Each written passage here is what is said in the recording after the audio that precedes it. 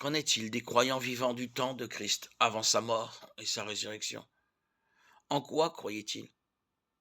Comprenaient-ils entièrement que Christ mourrait sur la croix pour leurs péchés?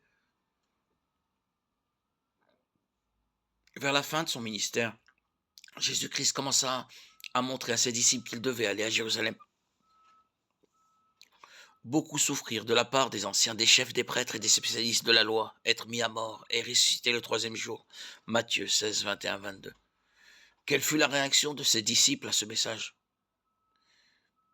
Pierre le prit à part et se mit à le reprendre en disant: Que Dieu t'en garde, Seigneur, cela ne t'arrivera pas.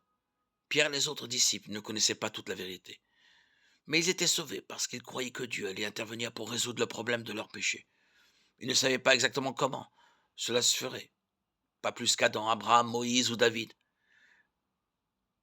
mais ils croyaient en Dieu. Aujourd'hui, nous bénéficions d'une révélation plus complète que ceux qui ont vécu avant la résurrection du Christ. Nous connaissons toute la vérité.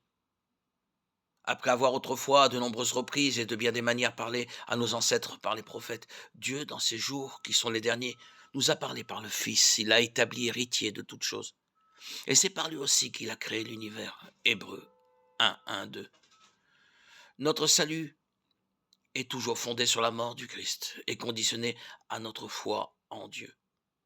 Aujourd'hui, nous croyons que Jésus-Christ est mort pour nos péchés, qu'il a été enseveli et qu'il est ressuscité le troisième jour. 1 Corinthiens 15, 3, 4.